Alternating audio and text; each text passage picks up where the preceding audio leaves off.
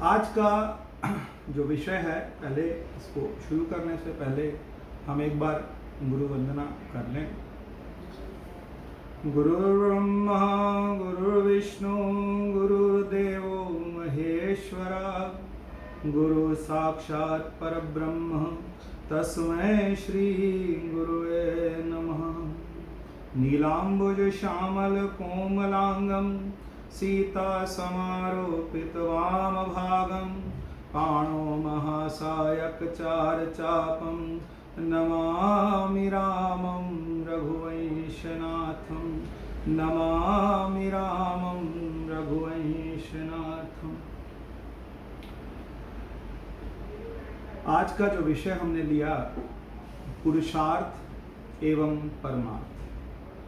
तो पहले तो हमें शब्दार्थ, फिर वाच्यार्थ, फिर लक्ष्यार्थ, सब तरह से एक एक चीज को समझना है। शब्द क्या कह रहा है, पहले हमको ये समझना है कि इसमें क्या लिखा है, क्या मतलब है। पुरुषार्थ, पहले तो शब्द सुन के लगता है कि ये सिर्फ पुरुषों के लिए नहीं, ये सब जीवों के लिए है। मुख्यतः प्रत्येक प्राणी मात्र के लिए है, पर मुख्यतः ये है मनुष्यों के लिए। क्योंकि जो मनुष्य योनि हमको मिली है, 84 लाख योनियां पार करने के बाद हमको ये मनुष्य योनि परमात्मा ने दी है। कई अलग अलग बातें हैं कि मनुष्य से पहले हमको किसका, गाय का शरीर मिलता है, गाय से पहले बंदर का मिलता है। पर इतना हमें पता है कि परमात्मा ने बुद्धि दे करके और बुद्धि के साथ साथ हमें इस तरह सक्षम बनाया है कि हम इन बातों को समझ सकें। तो पहला है पुरुषार्थ। वेदों ने मनुष्य का जब जीवन का सिस्टम सेट किया, तो ये सिस्टम सेट करते टाइम 4 पुरुषार्थ उन्होंने बताए। कौन कौन से 4 पुरुषार्थ बताए?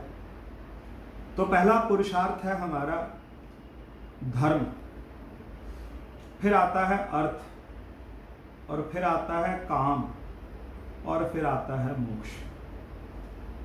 धर्म, अर्थ, काम और मोक्ष, ये 4 पुरुषार्थ हैं, और ये प्रत्येक व्यक्ति को इसी जीवन में रहते हुए वो प्राप्त करने चाहिए।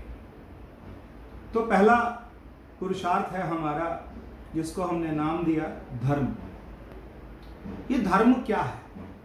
धर्म का मतलब हम यूं समझें कि धर्म का मतलब कर्तव्य कर्मों को, या आप कहीं चाहे लिख लें, एक छोटी सी डेफिनेशन है हमारे पास में, कर्तव्य कर्मों को करना, उसे धर्म कहते हैं। समय की जो, उस समय की जो डिमांड आ रही है, कर्तव्य कर्मों को करना, उसे धर्म कहते हैं। उस समय का क्या धर्म? जब हम बात करते हैं भगवान कृष्ण की, तो कुछ बातें उन पर आती हैं कि उन्होंने अपनी प्रतिज्ञा तोड़ी। क्यों तोड़ी?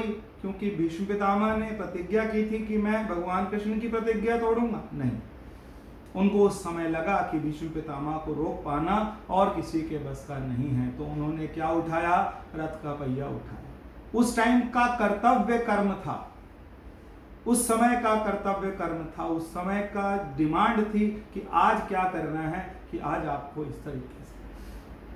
भगवान कृष्ण ने इस लीला में आकर के कुछ ऐसे और भी कई चीजें, जिसके लिए लोग कहते हैं, कई बुद्धिजीवी लोग कहते हैं नहीं, ये इन्होंने ये ठीक नहीं किया, ये इन्होंने ये ठीक नहीं किया। तो उनको ये समझना चाहिए कि वो उस समय पर थे, उस समय पर होते, और उस समय के जो समय की डिमांड थी, उस हिसाब से उन्होंने जो किया। वो कहते हैं कि मैं गलत हो सकता हूं, पर मेरा धर्म गलत नहीं हो सकता। अगर धर्म की स्थापना की है तो भगवान कृष्ण ने करी है। और धर्म की स्थापना के लिए, धर्म का मतलब क्या है? मैं फिर बोल रहा हूं, कर्तव्य कर्मों को करना, उसे हम क्या कहते हैं? हम उसे धर्म कहते हैं। ये पहला हमारे पास पाद आता है। जो पुरुषार्थ के 4 पाद हमारे पास आए, 4 बातें आई, तो पहला है धर्म। हमारा धर्म क्या हो? पुत्र का धर्म हम निभा रहे हैं कि नहीं? हम पति का धर्म निभा रहे हैं कि नहीं निभा रहे? हम पत्नी का धर्म निभा रहे हैं कि नहीं निभा रहे? हमारा जो कर्तव्य कर्म है उसे हमने क्या नाम दे दिया, वो हमारा धर्म। अगर हम अपनी जिम्मेदारियों से भाग रहे हैं, तो हम अपना धर्म नहीं निभा रहे। जो भी हमारी जिम्मेदारी है एज अ पिता, हम पिता के तौर पर जो काम कर रहे हैं वो भी हमारा धर्म है, हम दादा के तौर पर जो हमारे काम बनते हैं वो भी हमें करने हैं, वो भी हमारा धर्म है। हम इस राष्ट्र के जो रहने वाले हैं उस राष्ट्र के लिए हम क्या कर रहे हैं वो भी हमारा धर्म है, वो राष्ट्र धर्म है, परिवार धर्म है। परिवार धर्म के बाद फिर क्या आता है, राष्ट्र धर्म आता है। बहुत सुंदर एक कवि ने कहा, मन समर्पित तन समर्पित और यह जीवन समर्पित, चाहता हूं देश की धरती तुझे कुछ और भी दूं। तो ये धर्म जो है हमारा, ये धर्म हमारा राष्ट्र धर्म भी है। तो ये पहली बात हमारे पास निकल के आई धर्म, क्योंकि एक एक बात को लेके चलना है, टॉपिक लंबा होगा तो इसलिए हमको सब चीजें समझनी है। तो पहला हमारा धर्म, और धर्म के बाद फिर आता है हमारे पास में अर्थ। अर्थ का क्या मतलब है, अर्थ का भी कई मतलब लोग निकालते हैं। देखो ये जीवन की बहुत लंबी यात्रा है, इसको यापन करने के लिए हमें किसी से हाथ ना फैलाना पड़े। तो इसका मतलब हमें अपना जीवन यापन करने के लिए पैसा अर्जित करना है, बिल्कुल करना है। ये पहला अर्थ है।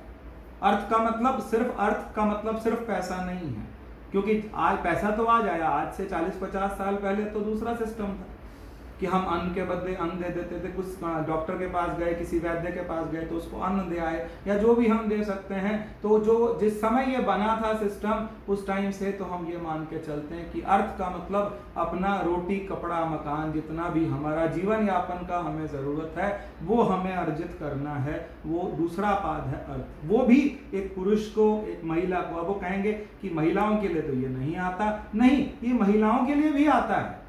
महिलाएं क्या कर रही हैं, महिलाओं का भी अपना धर्म है। उस धर्म को मैं ज्यादा नहीं बोल रहा हूं, लेकिन उनका अपना एक धर्म है कि परिवार चलाना है। वो परिवार चलाने के लिए उनको क्या करना है, जो पति ने ला के दिया, जो बच्चों की व्यवस्था है, बहुत अच्छे से अच्छा काम भी बच्चों का और बुरे से बुरा काम है। छोटा बच्चा पालना कोई आसान थोड़े नहीं, 9 महीने गर्भ में रखना कोई आसान काम थोड़े नहीं, उसका पालन पोषण करना 3 टाइम नहीं 5 टाइम बच्चे को खाने को चाहिए, वो कौन ध्यान रख रहा है। अगर हम पुरुष शरीर में हैं तो हमें पता ही नहीं है कि पत्नियां क्या क्या काम कर देती हैं, हमको पता ही नहीं, हमें तो सब तैयार मिलता है ना, तो हमें तो नहीं पता। पर वो अपना पुरुषार्थ कर रहे हैं, तो उनके पुरुषार्थ में क्या है कि हमारे घर में सब चीजें, कुछ कमी है तो वो बता देती हैं कि आज ये खत्म है। तो ये हमारे पास कौन सा है, मैं बहुत सिंपल भाषा में बोलना चाह रहा हूँ ताकि हमको समझ आ जाए कि हमारे पास में धर्म के साथ साथ अर्थ, पूजा करना, कर्मकांड करना, वो धर्म के पाद है, धर्म में आता है। उसको हम आगे पुरुषार्थ के साथ में, हम पुरुष परमार्थ के साथ में हम जोड़ेंगे। पर ये छोटे छोटी डेफिनेशन से धर्म, अर्थ और तीसरा आता है काम। क्योंकि हम एक शरीर लेके पैदा हुए हैं ना, तो जो शरीर लेकर के पैदा हुए हैं उसकी कुछ कामनाएं भी होती है। ऐसा नहीं है, कामनाएं होती हैं और कामनाएं मारी नहीं जाती, कामनाएं पूरी की जाती। शारीरिक कामनाएं, मेरी कामना हुई कि मुझे भोजन चाहिए तो मेरी कामना है मुझे तृप्त करनी है। जब शरीर जवान होता है उसको काम की वासना पूरी करनी ही पड़ती है और वो कर लेनी चाहिए। एक व्यवस्था दी है भगवान ने कि हमारे को एक व्यवस्था दी है कि परिवार है, उस परिवार में आप एक पत्नी आपको मिली, आपका पूरा घर आपको सेट करके दिया जाता है, सब सगे संबंधी आके आपको आशीर्वाद देते हैं कि आप साथ रहिए और इस कामना को भी पूरा कीजिए। ये काम है। जितनी कामनाएं हैं, आपको लगता है कि मुझे जीवन में कुछ बनना है, सबकी अपनी एक कामनाएं होती है, क्योंकि मनुष्य जो आया है, वो जीव जो आया है, उसकी अपनी एक यात्रा है, उसकी अपनी कुछ डिमांड्स हैं, वो डिमांड्स उसको पूरी कर लेनी चाहिए। लेकिन साथ साथ ये हमारे पुरुषार्थ में धर्म हुआ, अर्थ हुआ, काम हुआ, और जब चौथा पुरुषार्थ आता है तो उसे मोक्ष कहते हैं। और वो मोक्ष जो है ना, वो मोक्ष पुरुषार्थ के साथ साथ दूसरा शब्द उसी में से निकल जाता है जिसको हमने क्या नाम बोल दिया, परमार्थ। वो हमारा परमार्थ है। पुरुषार्थ पर थोड़ा सा और ले लेते हैं। पुरुषार्थ हमको कहां से हम पुरुषार्थ को सीखें। एक चील की कहानी से हम पुरुषार्थ सीख सकते हैं। हमको जीवन को ऐसे खत्म नहीं करना कि कुछ लोग होते हैं एक उम्र में आकर के ना, बस अब क्या है, अब तो बस भगवान बुला ले। ये कोई बात ही नहीं है। आपका हर दिन नया कर्तव्य है। क्योंकि ये सीनियर सिटीजन सोसाइटी का मंच है तो मुझे ये बात कहनी चाहिए, मन से बिल्कुल हमको कभी भी मायूस नहीं होना। हमारा हर दिन नया पुरुषार्थ है। एक कहानी मैं लेता हूँ, चील की कहानी लेता हूँ। चील होती है ना, कहते हैं उसकी जो लगभग आयु होती है वो 70 साल की होती है। चील जो खाती है वो मांस ही खाती है। तो मांस खाने से जो उसकी मांस खाती है और मांस खाने से पहले मांस को वो किससे पकड़ती है? वो अपने पंजों से पकड़ती है। अपने पंजों से पकड़ती है और अपने दांत जो उसकी चोंच है उससे खाती है। तो ऐसा करते करते लगभग 30 और 35 साल की उम्र में उसकी जो चोंच होती है वो बहुत मुलायम हो जाती है, जो उसके पंजे होते हैं वो बहुत मुलायम हो जाते हैं। मुलायम हो जाने के बाद वो फिर शिकार नहीं कर पाती। तो चील जब शिकार नहीं कर पाती तो क्या मान ले मैं मर जाऊं? नहीं, वो एक नया तरीका निकालती है। वो क्या करती है? वो किसी चट्टान पे जाकर के अपनी चोंच को मारती है। अपने शरीर का वो अंग तोड़ने की कोशिश करती है। मारते मारते मारते ऐसा कोशिश करती है कि वो जो आगे की चोंच है वो टूट जाए, क्योंकि टूटेगी तभी तो नहीं आएगी। लहूलुहान हो जाती है, बुरा हाल हो जाता है, लेकिन वो चाहती क्या है कि मेरी ये चोंच टूट जाए ताकि नई आए, और जब वो नई आएगी तब मैं उससे शिकार करूंगी या करूंगा। तो इसका मतलब क्या है? इसका मतलब यह है कि पुरुषार्थ नहीं छोड़ना चाहिए। हमको उससे एक सीख लेनी चाहिए कि हमारा पुरुषार्थ हर दिन नया होना चाहिए, चाहे वो परिवार के प्रति हो, चाहे वो मेरे आसपास के लोगों के प्रति हो, चाहे वो मेरा अपने प्रति हो, चाहे मेरे को अगर कोई ये कहता है इस उम्र में तू डाई लगा के घूमता है, क्या अच्छा लगता है? कोई बात नहीं यार, जीवन जीने के लिए मिला है, ये कोई इसलिए थोड़े ना मिला है कि हम बिल्कुल मायूस होकर बैठ जाएं। क्यों भाई? हम अपने आप को बनाने के लिए, तुम इतनी सैर कर रहे हो, क्या करना है? बस एक दिन चले जाना। गलत। जितना ईश्वर ने दिया है उसको पूरा 100 साल तक अगर हम जीने की चेष्टा करनी चाहिए। ईशावास्य उपनिषद का पहला श्लोक यही आता है, पहली बात यही आती है। कहते हैं जीवन जीने की कामना कितनी होनी चाहिए? कि 100 वर्ष जीने की कामना होनी चाहिए। ये ईशावास्य उपनिषद कहता है। पहला नहीं, दूसरा श्लोक आता है, ईशावास्य मिदं सर्वम यत् किंचित जगत्याम जगत् तेन तत्तेन भुज्यता या जैसे जावत मनो। पूरा 100 वर्ष जीने की एक इंसान को क्या होनी चाहिए?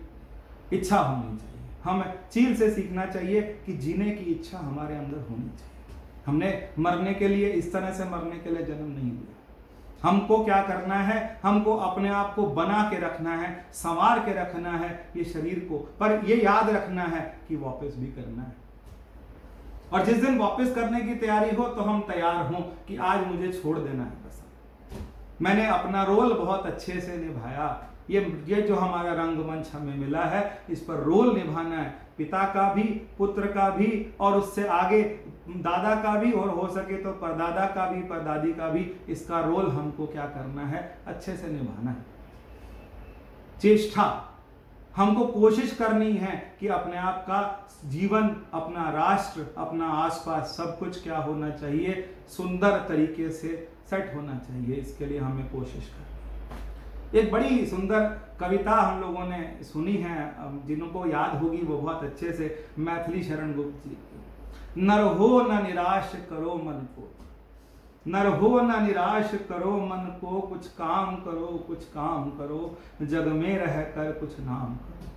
यह जन्म हुआ किस अर्थ हो, समझो जिसमें यह व्यर्थ न हो।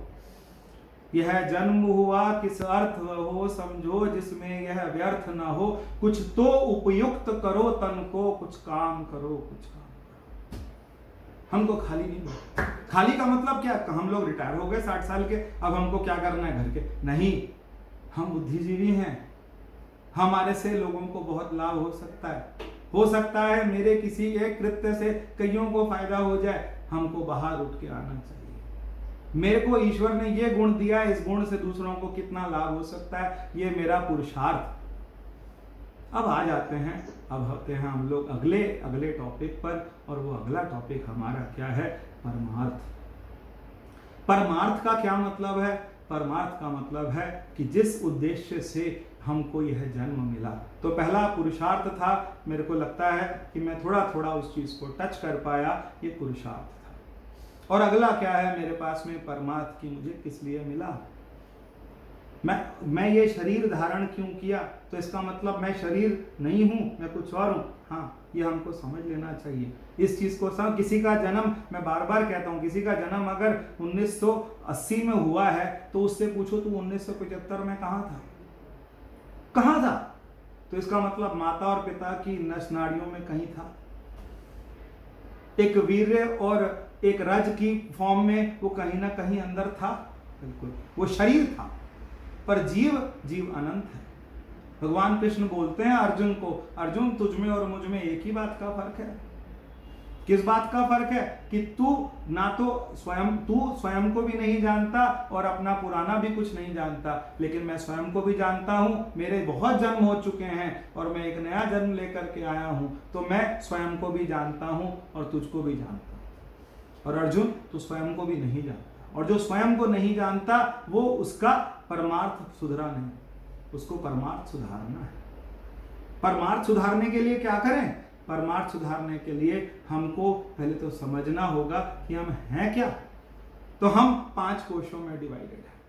पहला कोश, कभी समय मिलेगा तो और बात करेंगे, पंचकोश की ही चर्चा करेंगे, लेकिन आज हाथ लगा लें थोड़ा थोड़ा कि पहला कोश क्या है, अन्नमय कोश, शरीर जो हमको मिला। हमको ये जब हम समझेंगे तो हम धीरे धीरे परमार्थ के रास्ते पर चलते चले जाएंगे। हमें समझ आने लगेगा कि मैं ये शरीर नहीं हूं। ये पहली बात, अन्नमय कोश से बने हैं हम। कहीं कोई बहुत छोटे से थे, धीरे धीरे first trimester, second trimester, third trimester के बाद हम लोग एक शरीर में आए। शरीर के बाद उसको नाम दिया गया, फिर वो शरीर बच्चा था, बड़ा हुआ, जवान हुआ, शादी हुई, आगे सब पूरी कहानी आपको सब पता है। और वो शरीर वहीं का वहीं चिता पे रख के जला दिया जाता है, ये भी हम सबको पता है। फिर हमारा दूसरा शरीर कौन सा है, हमारा दूसरा शरीर है प्राणमय कोश। हम प्राण हैं। हम क्या हैं, दूसरा नाम क्या आता है, प्राणमय कोश। हम प्राण हैं। प्राण कौन से प्राण, हम तो जब से पैदा हुए तब से सांस चल रही, सिर्फ सांस नहीं, 5 प्राण हैं, 5 तरह के प्राण हैं, 5 प्राण होते हैं हमारे अंदर। और प्राण का जो सिस्टम क्या है, खाने वाला प्राण, हमको सांस देने का प्राण एक हो गया। दूसरा प्राण कौन सा हो गया, कहते दूसरा प्राण है हमारा, जो कि हमारा जो भोजन है उसको निगल भी तो रहा है, फिर उसको पचा भी तो रहा है, फिर उसको निकाल भी तो रहा है। ये कौन कर रहा है, ये हम कोई अगर बुद्धि से ना काम कर सके, किसी की बुद्धि ना चलती हो, छोटा बच्चा हो, तो वो निगलता है, निगलना तो उसको पहले दिन से आता है। ये प्राण ही तो है जो अंदर चल रहे हैं। हमारे अंदर 5 तरह के प्राण, और 5 प्राण के बाद, प्राणमय शरीर के बाद हमारा आता है मनोमय शरीर, मनोमय कोश। हम मन है। मन कैसे, कभी कभी हम लोग कहां खड़े हैं हमें यही नहीं पता होता। हम सोच रहे हैं कहीं किसी कोई आपको आवाजें मार रहा है, आपको पता ही नहीं है। क्यों, क्योंकि we are in our thoughts, हम अपने थॉट्स के अंदर हैं, सोचे जा रहे हैं, और हमारा सतत प्रवाह चल रहा है हमारे विचारों का। वो क्या है, वो मन है। मन है जिसको हम बुद्धि बोल दें, मन बोल दें, मन हमारे अंदर चले जाए। ये तीसरा शरीर हो गया हमारा। और मनोमय कोश के बाद फिर हमारा आता है अन्नमय कोश, प्राणमय कोश, मनोमय कोश, विज्ञानमय कोश। अब हम कौन से कोश में आ गए, तो हम आ गए विज्ञानमय कोश। ये विज्ञानमय कोश क्या है, हमारे अंदर जो बुद्धि है वो ज्ञान विज्ञान से इन सब बातों को समझती है, हमें अच्छा बुरा बताती है, नीर क्षीर का हमें ज्ञान कराती है बुद्धि। ये गलत है, ये सही है, ये सब कौन बताता है, ये हमें बुद्धि बताती है। ये बुद्धि का जो कोश आ गया, ये हमारा कौन सा है, विज्ञानमय कोश। कभी कभी हम गहरी नींद में होते हैं, और गहरी नींद के बाद हल्का सा एक सपना लगता है, कुछ ऐसा सपना देखते हैं जो हमने कभी नहीं देखा होता, हमें पता ही नहीं होता ऐसा हमारे साथ कभी हुआ है, लेकिन वो हमें समझ आ रहा है। ये कौन सा कोश है, ये हमारा बुद्धि के अंदर, जिसको साइंस क्या कहती है, सबकॉन्शियस माइंड। हमारे पास जो हमारा मनोमय कोश और विज्ञानमय कोश बना करके 4 पार्ट्स आते हैं। पहला मन, दूसरा बुद्धि, तीसरा चित्त, चौथा अहंकार। मन सबसे आगे, मन, फिर आता है बुद्धि। बुद्धि बताती है कि ये सही है कि नहीं। आपका मन किया कुछ खाने का, पर आपको लगा नहीं, शरीर साथ नहीं दे रहा, तो कौन लगाएगा, कौन बताता है? बुद्धि निर्णय लेती है। लेकिन चित्त फिर उसके अंदर रंग भरता है, चित्त कहता है नहीं बड़ा टेस्टी था, मन कर रहा है खाने का। तो इसका मतलब क्या है? पहला काम किसका था? मन ने बोला कि नहीं, क्योंकि मन डायरेक्ट किससे कनेक्टेड है? इंद्रियों से कनेक्टेड है। किसकी हेल्प से कनेक्टेड है? प्राण की हेल्प से कनेक्टेड है। ये ध्यान में आ गए हम धीरे धीरे, ध्यान वाले हम पॉइंट्स लेना शुरू हो गए। ये परमार्थ, ये हमारा क्या है? परमार्थ सुधारना है हमारा। परमार्थ सुधारने के हमारे पास में कितने रास्ते हैं? तो कहते हैं 3 रास्ते। पहला कौन सा है? कहता है कर्म मार्ग, कर्म का मार्ग। पर कर्म का मार्ग जो है वो हमारा वो पुरुषार्थ में आता है। कर्म कांड से और कर्म से हम लोग परमात्मा तक नहीं पहुंच सकते, लेकिन हम अपनी चित्त शुद्धि कर सकते हैं। हम अपने चित्त को, हम अपने मन को क्या कर सकते हैं? शांत कर सकते हैं। चित्त शुद्धि करने के लिए कर्म कांड बहुत अच्छा सिस्टम है। फिर दूसरा कौन सा है? कहते हैं भक्ति मार्ग। भक्ति मार्ग क्या है? कि हम भक्त हैं और वो भगवान, हम दास हैं और वो क्या हैं? हमारे स्वामी हैं, या फिर हमारे पति हैं, या वो हमारे सर्वस्व हैं। परमात्मा भगवान हमारा सर्वस्व। ये कौन सा भाव है? ये भक्ति का भाव है। हमको ये चुनना है कि हम कौन से मार्ग पर जाते हैं। अगर हम भाव प्रधान हैं तो हम भक्ति को चुनेंगे, और अगर हम बुद्धि प्रधान हैं तो हम किसको चुनेंगे? फिर हम ज्ञान मार्ग को चुनेंगे। फिर उसके बाद भक्ति के बाद कौन सा मार्ग आता है? ज्ञान मार्ग आता है। ज्ञान मार्ग का मतलब क्या है? ज्ञान मार्ग का मतलब यह है कि हम ये समझ लें कि पहला अन्नमय कोश शरीर में नहीं हूं, प्राण भी मैं नहीं हूं, मन भी मैं नहीं हूं, बुद्धि भी मैं नहीं हूं, अहंकार भी नहीं हूं। और 5वां कोश आता है हमारा, और वो 5वां कोश कौन सा है? वो कहता है आनंदमय कोश।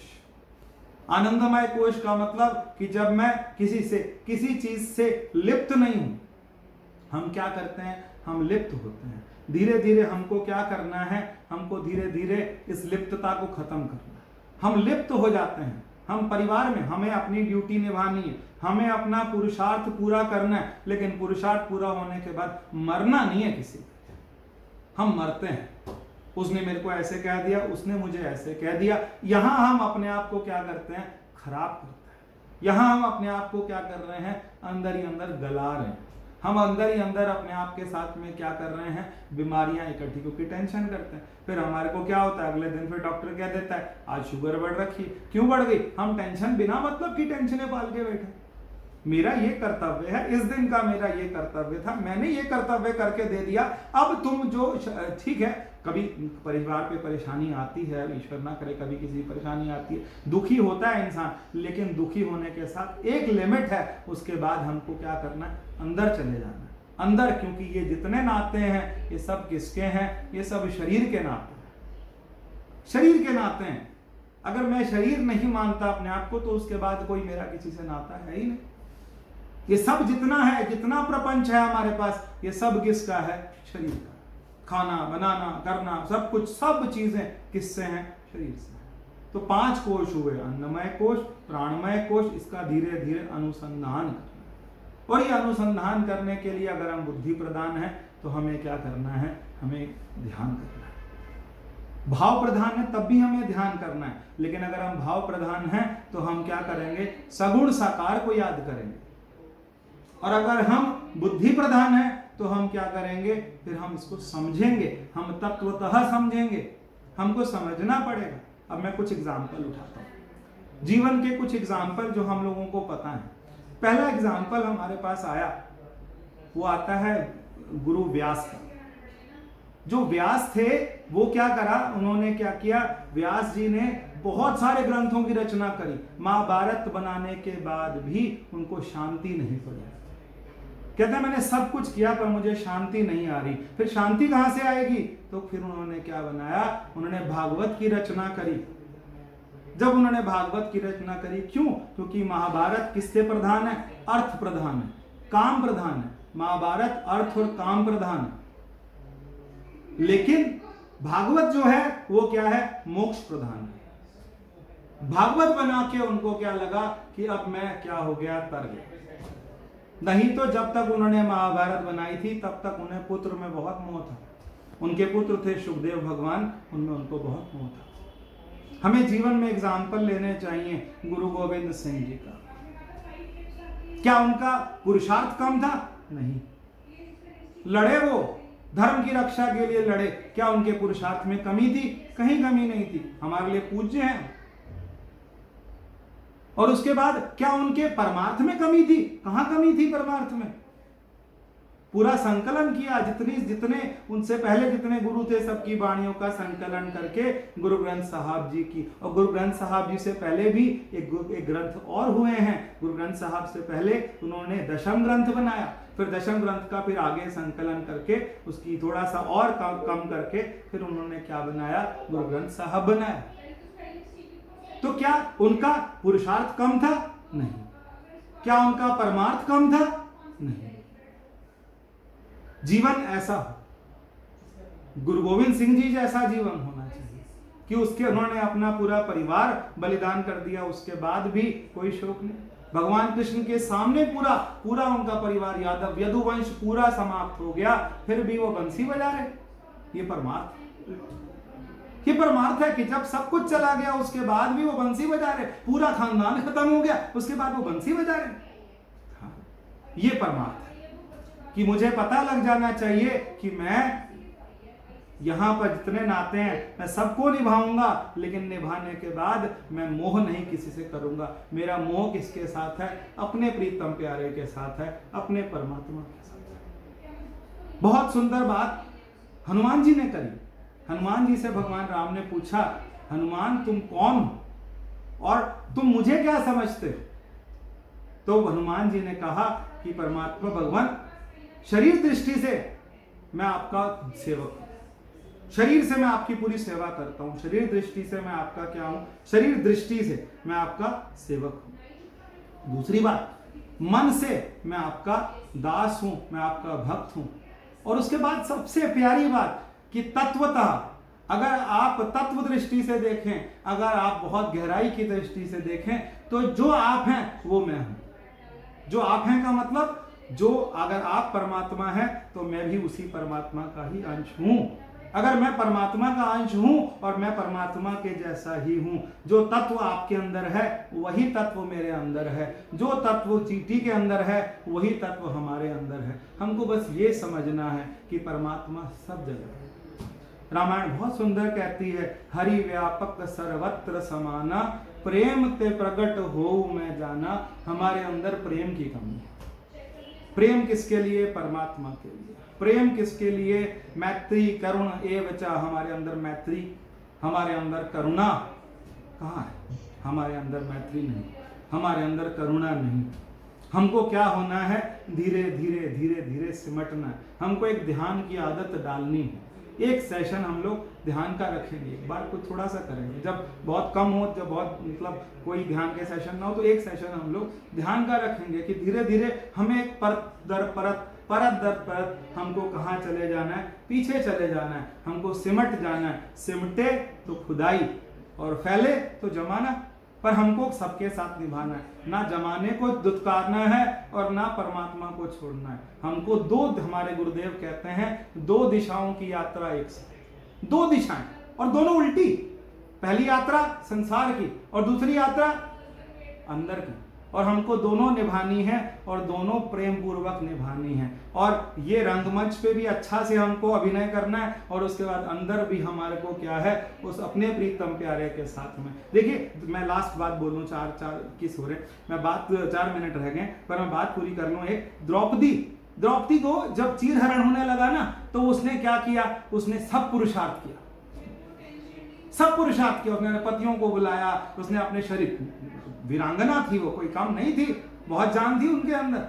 उन्होंने अपनी साड़ी पकड़ने की कोशिश करी, सब कुछ किया, आखिर में साड़ी को दांत से दबा लिया कि मेरा चीरहरण ना हो। लेकिन उसके बाद जब दांत भी काम नहीं आए, तब उन्होंने किसको बुलाया? कृष्ण को बुलाया। तो यही पुरुषार्थ है। जब तक हमसे होगा हम करेंगे, और जब हमसे नहीं होगा तो हम किसको बुलाएंगे? फिर हम अपने उसी कन्हैया को बुलाएंगे, अपने मुरली वाले को बुलाएंगे।